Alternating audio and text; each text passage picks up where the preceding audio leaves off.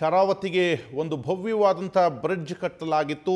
ಆ ಬ್ರಿಡ್ಜ್ನ ಮೇಲೆ ಸ್ಥಳೀಯರು ಇನ್ನು ಮುಕ್ತವಾಗಿ ಸಂಚಾರ ಮಾಡಬಹುದು ಎನ್ನುವಂಥ ಆಸೆ ಇಟ್ಕೊಂಡಿರುವಂಥ ಹೊತ್ತಿನಲ್ಲಿಯೇ ಒಂದು ತಂತ್ರಜ್ಞರ ಸಮಿತಿ ವರದಿ ಕೊಡುತ್ತೆ. ಇದರ ಗರ್ಡರ್ ಬೇರಿಂಗ್ನಲ್ಲಿ ಒಂದಷ್ಟು ದೋಷ ಇದೆ, ಇದರ ಅಲೈನ್ಮೆಂಟ್ ಸರಿ ಇಲ್ಲ, ಇದಕ್ಕೆ ಫಿಕ್ಸ್ ಮಾಡಿದಂಥ ಬೇರಿಂಗ್ನ ಅಲೈನ್ಮೆಂಟ್ ಸರಿ ಇಲ್ಲ, ಹಾಗಾಗಿ ಯಾವುದೇ ಕ್ಷಣದಲ್ಲಿ ಇದು ಬಿದ್ದು ಹೋಗ್ಬೋದು, ಸಂಚಾರಕ್ಕೆ ಯೋಗ್ಯವಲ್ಲ, ಇನ್ನಷ್ಟು ಹೆಚ್ಚಾಗಿ ಇದರ ಪರಿಶೀಲನೆ ನಡೆಸಬೇಕಾಗಿದೆ ಎನ್ನುವಂಥ ವರದಿಯನ್ನು ಕೊಡುತ್ತೆ.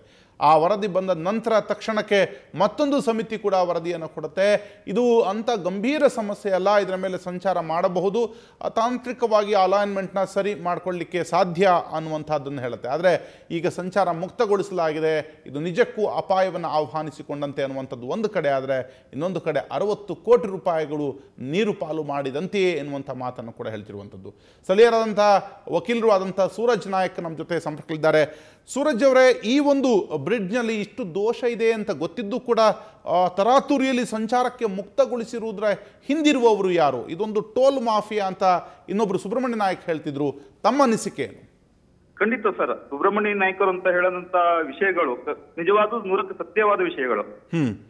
ಮತ್ತೆ ಈಗಾಗಲೇ ಹೊನ್ನಾವರದ ಹಳೆ ಸೇತುವೆಗಳು ಈಗಾಗಲೇ ತುಂಬಾ ತೊಂದರೆ ಅನುಭವಿಸಿ ಜನರು ತೊಂದರೆ ಆಗಿದೆ. ಈಗ 10 ವರ್ಷದ ಹಿಂದೆ ಈಗಾಗಲೇ ಈ ಸೇತುವೆ ಇದೇ ತರ ಆದ್ರೆ ಹೊನ್ನಾವರ ಜನತೆಗೆ ತುಂಬಾ ತೊಂದರೆ ಆಗ್ತದೆ ಮುಂದಿನ ದಿನಗಳಲ್ಲಿ.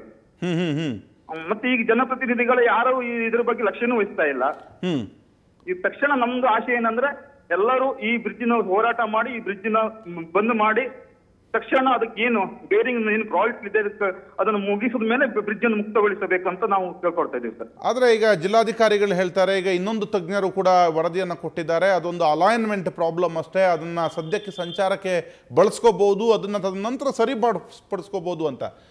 ನಿಮ್ಮ ಅಲ್ಲಿನ ಸ್ಥಳೀಯ ಎಕ್ಸ್ಪರ್ಟ್ಸ್ ಏನು ಹೇಳ್ತಾರೆ? ಸ್ಥಳೀಯ ಎಕ್ಸ್ಪರ್ಟ್ ಆಲ್ರೆಡಿ ನಿಮ್ಮ ಹತ್ರ ನಾವು ಕೊಟ್ಟಿದ್ದೀವಿ. ನ್ಯಾಷನಲ್ ಹೈವೇ ಅವರು ಸ್ಟಾರ್ಟಿಂಗ್ ಒಂದು ರಿಪೋರ್ಟ್ ಕೊಡ್ತಾರೆ, ಈ ತರ ಪ್ರಾಬ್ಲಮ್ ಇದೆ ಹೇಳಿ, ಮತ್ತೆ ಅದನ್ನೇ ಇನ್ನೊಮ್ಮೆ ಅದೇ ರಿಪೋರ್ಟ್ ಅನ್ನ ತಿದ್ದುತ್ತಾರೆ ಅವರು, ಸರಿ ಉಂಟು ಹೇಳಿ. ಅದೆಲ್ಲ ನೋಡಿದ್ರೆ ಹಿಂದ್ಗಡೆ ಎಲ್ಲ ಪ್ರತಿನಿಧಿಗಳ ಹಿಂದ್ಗಡೆ ಇದಕ್ಕೆ ಅವ್ರ ಸಪೋರ್ಟ್ ಇದೆ ಅನ್ಸ್ತಾ ಇದೆ. ಈಗ ಎಷ್ಟು ಬೇಗ ಆಗತ್ತೋ ಅಷ್ಟು ಬೇಗ ಈ ಸೇತುವೆನ ಸಂಚಾರಕ್ಕೆ ಮುಕ್ತಗೊಳಿಸಿ ಒಂದು ಟೋಲ್ ವಸೂಲಿ ಮಾಡುವಂಥದ್ದೇ ಇವರ ಉದ್ದೇಶ ಅಂತ ಹೇಳ್ತೀರಾ? ಹೌದು, ಖಂಡಿತ ಹೌದು. ಇದ್ರ ಉದ್ದೇಶನೇ ಇದ್ರ ಹಿಂದ್ಗಡೆ ಟೋಲ್ ಮಾಫಿಯಾದೇ ಒಂದು ಅನ್ಸ್ತಾ ಇದೆ ನನಗೆ. ಹಾಗಿದ್ರೆ ಈಗ ಜನರ ಜೀವದ ಜೊತೆ ಚೆಲ್ಲಾಟ ಆಡ್ತಿದ್ರು ಕೂಡ ನಮ್ಮ ಜನರ ಜನಪ್ರತಿನಿಧಿಗಳು ಅನ್ಸ್ಕೊಂಡವ್ರು ಯಾಕೆ ಸುಮ್ಮನಿದ್ದಾರೆ ಅಂತ ಅದೇ ನಮಗೆ ಗೊತ್ತಾಗ್ತಿಲ್ಲ. ಅದೇ ನಮ್ಗೆ ಸಂಶಯಕ್ಕೆ ಕಾರಣ ಆಗಿದೆ. ಅವ್ರು ಯಾಕೆ ಮೌನ ವಹಿಸಿದ್ದಾರೆ ಅಂತ ನಮಗೂ ಗೊತ್ತಾಗ್ತಾ ಇಲ್ಲ. ತಾವೇನಾದ್ರು ಸಂಪರ್ಕ ಮಾಡಿದ್ದೀರಾ ಸ್ಥಳೀಯ ಶಾಸಕರನ್ನಾಗಲಿ ಸಂಸದರನ್ನಾಗಲಿ? ಅಲ್ಲ, ನಾವು ಟೋಟಲಿ ಅವ್ರು IRB ಅವರು ಇಂಜಿನಿಯರ್ಸ್ ಗಳಿಗೆ ಸಂಪರ್ಕ ಮಾಡಿದೀವಿ. ಆಗ ಎಲ್ಲ ಆಮೇಲೆ ಅಲ್ಲಿ ಜನಪ್ರತಿನಿಧಿ ಗಮನಕ್ಕೂ ತಂದಿದೀವಿ ಈ ತರ ಇದೆ ಅದೇ, ಆದ್ರೆ ಅವರು ಅದರ ಬಗ್ಗೆ ಏನು ಲಕ್ಷ್ಯನೂ ವಹಿಸಿಲ್ಲ. ಸೊ ಹಾಗಾಗಿ ಇದು ಖಂಡಿತ ಇವತ್ತಲ್ಲ ನಾಳೆ ಒಂದು ಸಮಸ್ಯೆನೇ. ಇವರ ಈ ಹಣದ ಆಸೆಗೆ ಸ್ಥಳೀಯರ ಅಥವಾ ಈ ರಸ್ತೆಯಲ್ಲಿ ಓಡಾಡುವವರ ಜೀವ ಅಪಾಯಕ್ಕೆ ಸಿಲುಕತ್ತೆ ಅನ್ನುವಂಥದ್ದು. ಖಂಡಿತ ಸರ್, ಖಂಡಿತ. ಈಗಾಗಲೇ ನಾವು ಹೇಳೋದಿಷ್ಟೇ, ಈಗಾಗಲೇ ಹಳೆ ಸೇತುವೆನೂ ಇದೇ ತರ ಪ್ರಾಬ್ಲಮ್ ಆಗಿ 10 ವರ್ಷದ ಹಿಂದ್ಗಡೆ ಇದೇ ತರ ಪ್ರಾಬ್ಲಮ್ ಆಗಿತ್ತು, ಅದನ್ನೇ ಮತ್ತೆ ಪುನಃ ಮರುಕಳಿಸ್ತಾ ಇದೆ ಅನ್ಸ್ತಾ ಇದೆ. 10 ವರ್ಷದ ಹಿಂದೆ ಏನು ಸಮಸ್ಯೆ ಆಗಿದ್ದು ಸೂರಜ್? ಅದೇ ಹಳೆ ಬ್ರಿಡ್ಜ್ ಇಂದು ಇದೇ ತರ ಸಮಸ್ಯೆ ಆಗಿ ಟೋಲ್ ಗೇಟ್ ಮಾಡಿ ಜನರಿಂದ ತುಂಬಾ ತೊಂದರೆ ಆಗಿತ್ತು ಹಳೆ ಸೇತುವೆಯನ್ನು. ಈಗ ಪುನಃ ಇವರು ಟೋಲ್ ಗೇಟ್ ಸಲುವಾಗಿ ಈ ಸೇತುವೆಯನ್ನು ತರಾತುರಿ ಓಪನಿಂಗ್ ಮಾಡಿ ಬಿಟ್ಟಿದ್ದಾರೆ ಅನ್ನೋದೇ ನಮ್ಗೆ ಸಂಶಯಕ್ಕೆ ಕಾರಣ ಸರ್. ತರಾತುರಿಯಲ್ಲಿ ಓಪನ್ ಮಾಡಿ ಅಲ್ಲಿಂದ ಹಣ ವಸೂಲಿ ಮಾಡೋದಷ್ಟೇ ಇವರ ಮುಂದಿರುವಂತದ್ದು. ಆದ್ರೆ ತಕ್ಷಣಕ್ಕೆ ಅದನ್ನಿಗೆ ಸರಿ ಮಾಡುವಂತ ಯಾವ ಪ್ರಯತ್ನ ಅಲ್ಲಿಲ್ವಾ? ಈಗ ನಾವು ಜನರೇ ಮುಂದೆ ಬರಬೇಕು ಸರ್. ಜನರೇ ಅದ್ರ ಬಗ್ಗೆ ಹೋರಾಟ ಮಾಡೋಕೆ ಬಿಟ್ರೆ ಮತ್ತೆ ಯಾವ ಸಮಸ್ಯೆನೂ ಇಲ್ಲಿ ಪರಿಹಾರ ಆಗ್ಬೇಕಂದ್ರೆ ಜನರೇ ಮನ್ಸು ಮಾಡ್ಬೇಕು. ನಿಮ್ಮನ್ನು ಸೇರಿದಂತೆ ಸ್ಥಳೀಯರ ಹೋರಾಟಗಾರರ ಮುಂದಿನ ನಿರ್ಧಾರ ಏನು? ಮುಂದಿನ ನಿರ್ಧಾರ ಇದು ಸ್ವಲ್ಪ ದಿನದಲ್ಲಿ ಮಾಡಬಹುದು. ಜನ ಇದ್ರ ಬಗ್ಗೆ ಈಗ ತಮ್ಮ ಮಾಧ್ಯಮದ ಮೂಲಕ ಎಲ್ಲಾ ಜನರಿಗೂ ಅದ್ರ ಬಗ್ಗೆ ಗೊತ್ತಾದ್ರಿಂದ ಈಗ ಜನರು ಇದ್ರ ಬಗ್ಗೆ ಎಚ್ಚೆತ್ತುಕೊಳ್ಬಹುದು.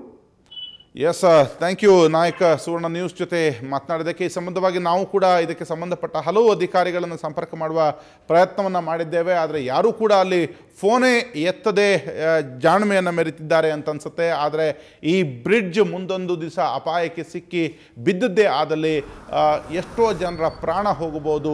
ಯಾವುದೋ ಚಿಲ್ಲರೆಯ ಈ ಟೋಲ್ ಕಾಸಿಗೋಸ್ಕರ ಜನರ ಜೀವವನ್ನು ಬಲಿ ಪಡಿಬೇಡಿ ಎನ್ನುವಂತಹ ಒಂದು ಒತ್ತಾಯವನ್ನು ಅಲ್ಲಿನ ಜನ ಮಾಡ್ತಿರುವಂಥದ್ದು. ಹಾಗಾಗಿ ಸ್ಥಳೀಯ ಜನಪ್ರತಿನಿಧಿಗಳು ಮತ್ತು ಸಂಸದರು ಈ ಬಗ್ಗೆ ಗಂಭೀರವಾಗಿ ಆಲೋಚಿಸಬೇಕಿದೆ, ಅವಲೋಕಿಸಬೇಕಿದೆ.